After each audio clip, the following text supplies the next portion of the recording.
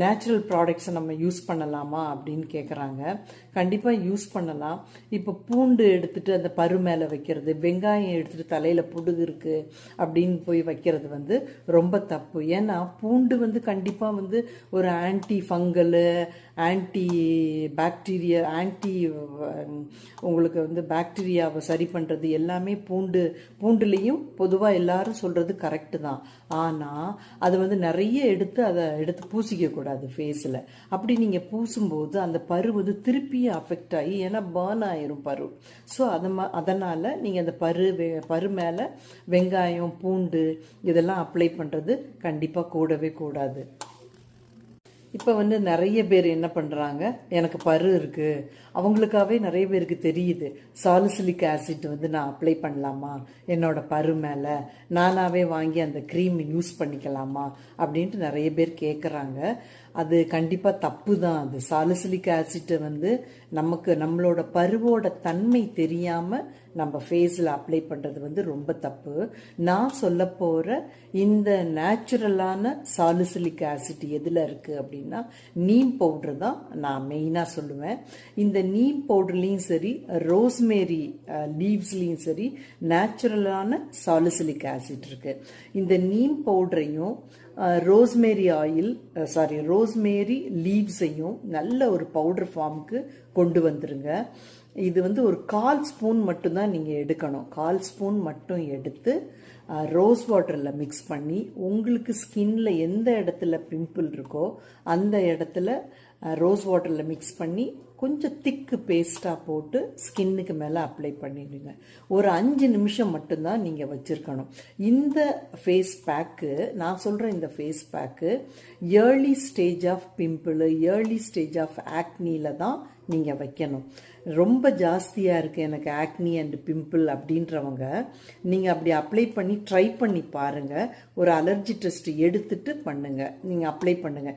ஏன்னா சில பேருக்கு என்ன ஆகுதுன்னா ஹெர்பல் ப்ராடக்ட்ஸ் ஃபேஸில் அப்ளை பண்ணுறது அவங்களுக்கு பிரச்சனையாக போகுது. ஸோ அதனால் நீங்கள் என்ன பண்ணுங்கள், ஃபஸ்ட்டு டிப் நான் சொன்னது நீம் பவுடர், அப்புறம் ரோஸ்மேரி லீவ்ஸ், இதை நல்ல பவுடர் ஃபார்முக்கு கொண்டு வந்துட்டு ரோஸ் வாட்டரில் மிக்ஸ் பண்ணி அப்ளை பண்ணுங்கள். அடுத்தது மெயின் ஒன்று சொல்லுவேன் நான், கடுக்காய் அப்படிம்பேன். கடுக்காயில் ஃபேஸ் பேக்கு பிம்பிளுக்கும் ஆக்னிக்கும் அப்ளை பண்ணுறதுக்கு ஒரு மெயினான ஒன்று சொல்கிறேன். அது கண்டிப்பாக அது கடுக்காய் தான். கடுக்காயில் ஒரு நல்ல ஒரு ஃப்ளெவனாய்ட்ஸ் அப்படின்னு தான் சொல்லுவாங்க. ஏன்னா அதில் ஆன்டி ஃபங்கலு, ஆன்டி வைரஸு, நம்ம ஸ்கின்ல இருக்கிற இன்ஃபெக்ஷனை தடுக்கிறதுக்கு உண்டான அத்தனையும் சேர்ந்த ஒரு கலவை தான் உங்களுக்கு கடுக்காய். கடுக்காயோட தோலை மட்டும் எடுத்து அதை பவுடர் ஃபார்முக்கு கொண்டு வந்துருங்க.